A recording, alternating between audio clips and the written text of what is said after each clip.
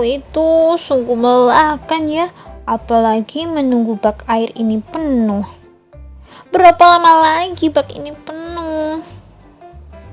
Aha, agar waktu bisa lebih efisien, bagaimana kalau kita gunakan aturan debit saja? Biar tahu berapa lama bak ini penuh. Jadi waktu tak terbuang sia-sia untuk menunggu. Tinggal pasang alarm dan kerjakan yang lain. Ternyata aturan debit juga bisa dimanfaatkan pada hal yang lebih kompleks lagi loh, seperti untuk mengawasi kapasitas air di sungai, bendungan atau waduk agar senantiasa terkendali. Jadi kalau tiba-tiba air meluap bisa segera diatasi. Perlu kalian tahu, sebenarnya ada alat untuk mengukur debit secara digital. Namanya current meter. Current meter ini sering digunakan pada sungai, kanal terbuka, pipa tekanan, danau, laut, dan masih banyak yang lain.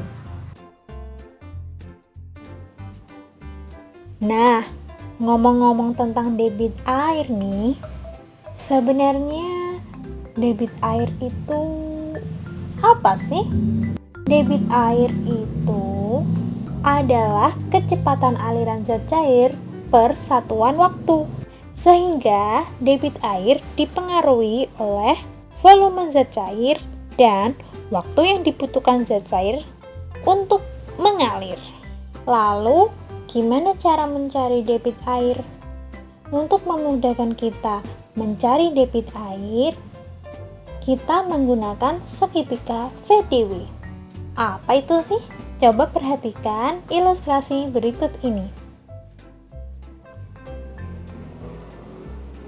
Nah, ada segitiga yang dibagi menjadi 3 bagian. Kemudian di sini ada V yang berarti volume. Lalu D artinya debit dan W adalah waktu. Dengan kesatuan V itu L, dm pangkat 3, m pangkat 3 dan sejenisnya seperti itu, seperti satuan pada volume. Lalu W itu satuannya jam, menit, detik. Dan yang terakhir debit adalah liter per detik, centimeter pangkat 3 per menit, liter per jam, dan sebagainya. Perhatikan, pada garis mendatar kita bisa sebut sebagai pembagian dan pada garis menurun kita bisa sebut perkalian. Ingat, mendatar adalah pembagian, sedangkan garis menurun adalah perkalian. Sekarang kita fokus ke pembagian terlebih dahulu. Kalau kita akan mencari debit, maka tutuplah D dengan tangan kalian. Lalu yang terlihat adalah V dan W saja, ya kan? Berarti kita bisa tulis D sama dengan V, lalu ada garis batas mendatar yang berarti pembagian, kita tulis per, dan di bawah garis ada W, berarti kita tulis di bawah garisnya adalah W, sehingga rumus debit adalah V per W.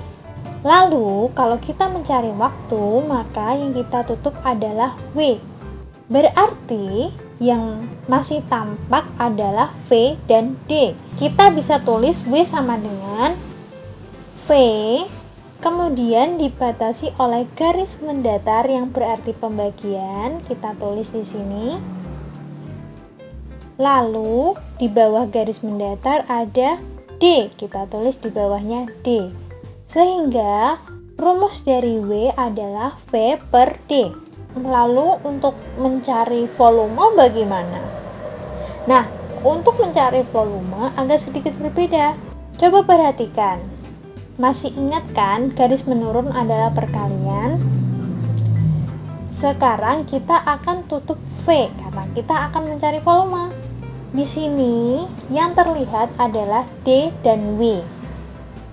Sehingga kita bisa tulis V sama dengan Kita mulai dari sebelah kiri dulu ya, D. Kemudian garis pembatasnya adalah garis menurun, yaitu perkalian kali, kita tulis seperti ini, dan sebelah kanannya ada W, kita tulis W. Sehingga rumus V adalah D kali W. Sampai di sini kalian paham kan? Yuk kita langsung ke contoh soal.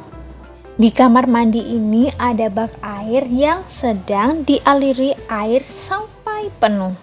Sekarang kita akan mencoba mencari debit air ini.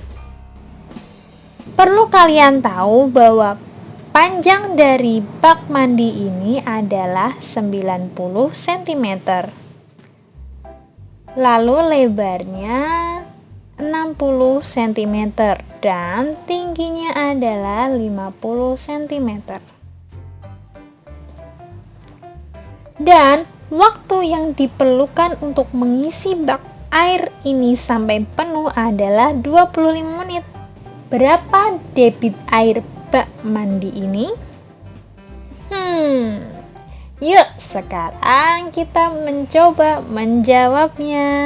Kalian masih ingat kan tadi rumus debit?